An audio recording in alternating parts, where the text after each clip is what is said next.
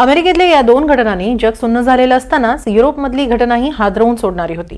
दक्षिण युरोपमधील एक छोटासा मात्र महत्त्वाचा असलेल्या मॉन्टेनिग्रो देशात 31 डिसेंबरच्या रात्री अंधाधुंद गोळीबारानं एकच खळबळ उडाली। राजधानी सिंटेझेमध्ये एका रेस्टॉरंटमध्ये झालेल्या गोळीबारात 12 जणांचा मृत्यू झालाय, तर आरोपीनं स्वतः गोळी झाडून आत्महत्याही केली। काय नेमकं घडलं पाहूया। मॉन्टेनिग्रो हा एक निसर्ग संपन्न असा बाल्कन देश। जेमतेम 6,16,000च्या आसपास लोकसंख्या असलेला हा देश नववर्षाच्या सुरुवातीलाच हादरून गेला, तो राजधानी सिंटेझेमधील गोळीबारानं। सिंटेझेमधील एका रेस्टॉरंटमध्ये गोळीबार झाला। यात 12 जणांचा मृत्यू झाला, तर 4 जण जखमी झाले। मॉन्टेनिग्रोची राजधानी सिंटेझेमध्ये एकानं अंधाधुंद गोळीबार केला। एका रेस्टॉरंटमध्ये अचानक गोळीबार झाला आणि यात 12 जणांचा मृत्यू झाला। मृतांमध्ये 2 लहान मुलांचाही समावेश आहे।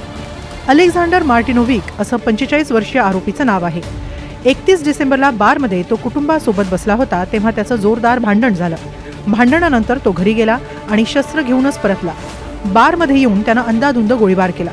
या गोळीबारात बार मालकासह त्याच्या 2 मुलांचाही मृत्यू झाला। बारमधून बाहेर पडल्यावर इतर 3 ठिकाणीही त्यानं गोळीबार केला, अशी माहिती पोलिसांनी दिली आहे। पोलिसांकडून आरोपीच्या शोधासाठी पथकं रवाना करण्यात आली, मात्र अलेक्झांडरनं आत्महत्या केल्याचं उघड झालं। या घटनेनंतर मॉन्टेनिग्रोमध्ये 3 दिवसांचा राष्ट्रीय दुखवटा जाहीर करण्यात आला। दरम्यान आरोपीनं त्याच्या कुटुंबातील 4 जणांची हत्या केली आहे। आरोपी मार्टिनोव्हिक याची गुन्हेगारी पार्श्वभूमी असल्याची माहिती पोलिसांनी दिली आहे। अवैध शस्त्र बाळगल्याप्रकरणी त्याला शिक्षाही झाली होती। या शिक्षेविरोधात त्यानं कोर्टात अपीलही केलं होतं। या घटनेनंतर पंतप्रधान मिलोस्को स्पाझिक यांनी शोक व्यक्त केला। मॉन्टेनिग्रो देशात बंदुका बाळगणं हे मानाचं मानलं जातं। अनेकांकडे शस्त्रही आहे, त्यामुळेच या गोळीबाराच्या घटना त्रासदायक असल्याचं पंतप्रधानांनीही मान्य केलं। तत्पूर्वी अशीच एक घटना ऑगस्ट 2022 मध्येही घडली होती। यातही 10 जणांचा मृत्यू झाला होता, तर आरोपीला एका वाटसरूनच गोळ्या झाडून ठार केलं होतं।